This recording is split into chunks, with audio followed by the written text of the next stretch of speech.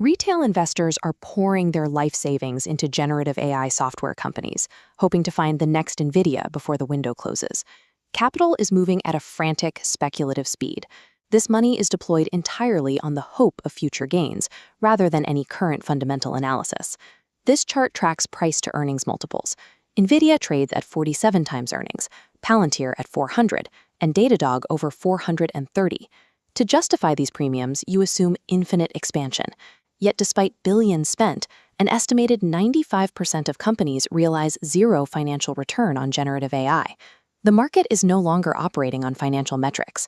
Investors are essentially pre-ordering hope, betting future utility will eventually catch up to these current valuations.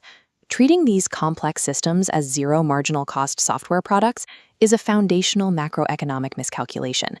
It has completely detached equity prices from physical reality. A debate is raging over whether the scaling of generative models will reshape the global economy, or if we are simply witnessing another massive cycle of tech overhype. We have seen this pattern before. Technological hype, like the Apple Vision Pro launch, frequently moves faster than actual consumer utility or market reality. Financial media remains fixated on consumer-facing chatbots and user interfaces, focusing purely on the software side. However, these programs rely on a massive hidden foundation. Generating a single response requires heavy industrial machinery and thick power cables hidden underneath the interface. The physical limits of energy production have created a crisis, currently hiding in plain sight. Wall Street continues to project software expansion while ignoring the physical constraints required to build and run these massive models. This has led to a market that prices in an impossible future, building an infinite software layer on top of a finite physical foundation.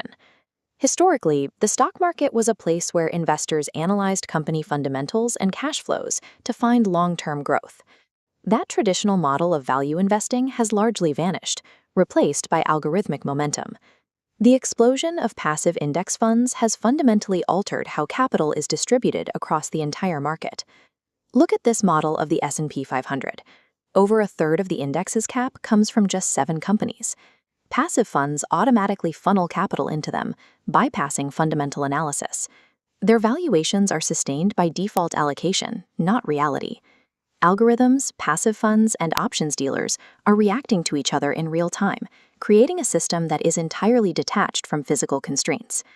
The S&P 500 is no longer pricing in economic reality.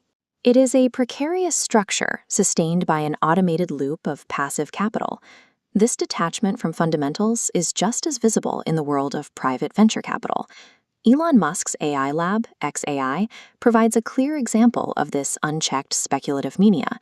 A recent deal valued the AI lab at $250 billion, largely on the strength of the SpaceX brand. That $250 billion valuation masks severe decay. The company burns through $1 billion a month and lost its original co-founders. They're priced like cash printers, but are actually incinerating profits from the rest of the business. Funding businesses with negative cash flows and massive churn demonstrates that the current market is built on pre-ordered hope rather than sustainable mechanics. If the software side is an overvalued bubble of passive capital, where is the tangible value in the sector? The actual value is found in the physical reality of how these large language models are trained and maintained. Training a massive model requires tens of thousands of specialized GPUs running at maximum capacity. These chips do not run on digital magic. They require a constant, massive supply of electricity. This hardware is housed inside specialized data centers, featuring endless rows of server racks. Constant computation generates immense heat. This creates a mechanical demand for electricity just to keep the servers from melting down. A single state-of-the-art AI data center now requires as much raw electrical power as an entire small city.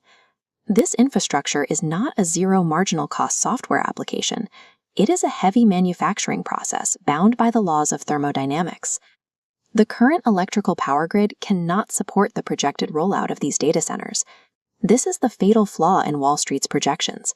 We are essentially building a fleet of Ferraris without having any gas stations to fuel them. Companies are fighting over who has the best chatbot, while ignoring the physical infrastructure required to keep them running.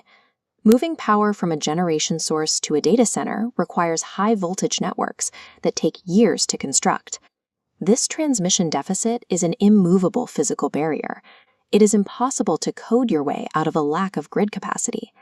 This capacity limit acts as a hard wall against the infinite growth expectations currently priced into the market. Consumer interest remains high, yet the entire expansion is destined to halt at the edge of the electrical grid's current capacity. When Wall Street finally realizes that software cannot scale without a power grid to support it, the market will experience a shift. The passive capital currently resting in the tech sector will be forced to rotate as it hits these physical grid capacity limits. Investors will be forced to move capital out of the overvalued software layer and into foundational infrastructure. Utility companies have quietly become the mechanical gatekeepers of the sector. These companies are cornering the market on the electricity required to keep these massive servers from melting down.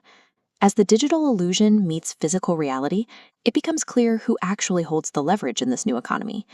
Because the expansion of machine learning infrastructure depends entirely on the supply of electricity, the power grid has become the fundamental leverage point for the entire tech sector.